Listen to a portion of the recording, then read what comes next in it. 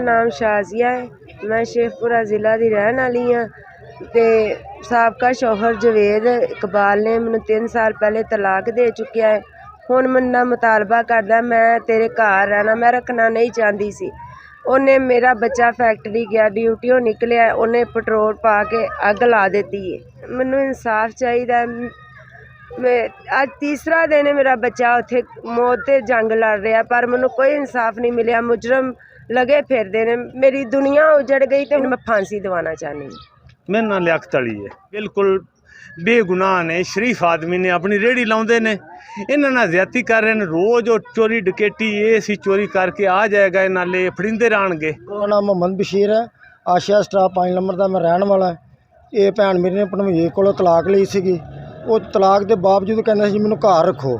मेरी आशिया स्टाफ से रेहड़ी लगी है, गेट के सामने सॉक्स मिल है, वो सामने मेरी रेहड़ी है।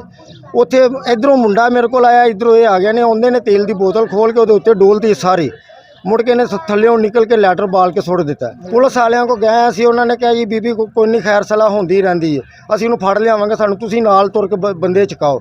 ड्रैस दस्सिया, सारा कुछ दस्सिया। साडा मुतालबा कि जवेद खान नूं उम्र कैद की सज़ा दी जाए, चाहे सज़ाए मौत दी जाए। साबका रिकॉर्ड थाने चो, लाहौर चो, इत्थे शेखपुर चो, जिथों मर्जी कढ़ा लो। मेरा नाम गजनफर अजीज़ है, मैं SHO थाना हाउसिंग कॉलोनी। ये एक इतला मिली थी हमें कि एक बंदे ने अपने बेटे को, ज़ैनुल आबदीन उसका नाम था, और जिसने उसको जलाया उसका नाम जवेद था। बाप ने अपने बेटे को तेल फेंक के आग लगा दी।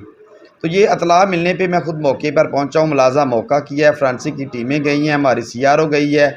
सबसे पहले हमने रेस्क्यू किया, लड़के को हॉस्पिटल भिजवाया है ताकि उसकी जान बच सके। उसके बाद हमने जो मामला थे वो लीगल डॉक्यूमेंटेशन मुकम्मल करने के बाद तलाश व पता जो ये हमने मुलज़म की है, और मुलज़म जो है वो अब हमारी हिरासत में है। हालत जो था जिसने अपनी बीवी को तलाक दे दी थी, वो घर गया है तो लड़ाई हुई है। लड़ाई में वो भी ज़ख्मी हुआ है। तो इसी वजह से उसने फिर ग्रज के लिए उसने अपने बेटे को जलाया। इन्वेस्टिगेशन कंटिन्यूस है। मजरूब का बयान जो है वो भी कलमबंद कर लिया गया है।